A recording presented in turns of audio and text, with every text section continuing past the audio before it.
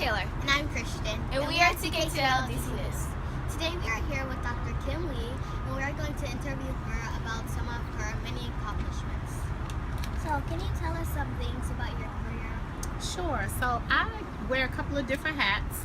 I am a makeup artist, and I am a business owner, and I'm a minister.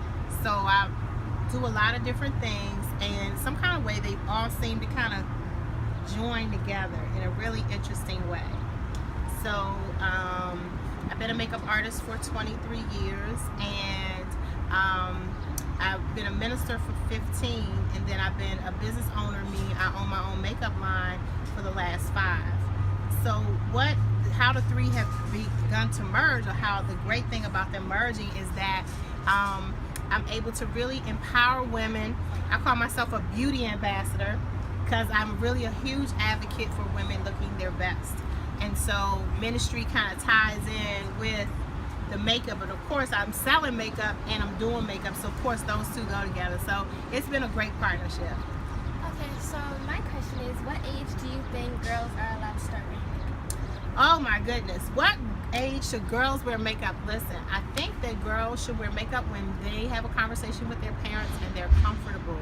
I think special occasions are always fun, and I think lip glosses and colored mascaras are always a good way to segue into makeup.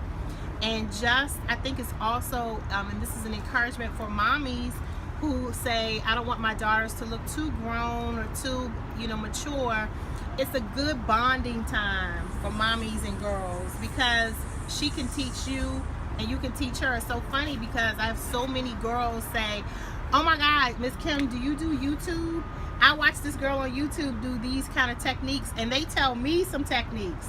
So I think that it's a good bonding time for mommies and daughters to say, hey mom, look at this technique. Hey daughter, look at this technique, and you guys can have a great Saturday afternoon. And it's a little more, the innocence of it comes in and the beauty of it, as opposed to it looking like you trying to look wrong. So who or what inspired you to start doing what you're doing today?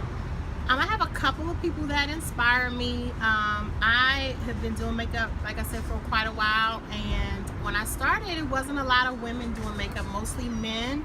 And so there's a man his name is Derek Rutledge, and he does Oprah Winfrey, and I was his assistant for many years at BET, which is Black Entertainment Television, and he was the only makeup artist that I knew, and Reggie Wells. Those were the only 2 makeup artists I knew back then. So they were actually men, and they were so passionate, and still are, and we're all very good friends now.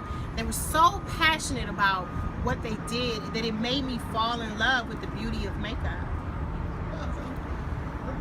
So my last question is, do you have any advice for women who would like to start their own business like you? Yes, I do have some business tips and some tidbits to give women or young girls, is to market yourself well. So I always tell people to come up with what's going to make you stand apart from another person that maybe bakes cakes, or she might make clothes or whatever. You have to have an image.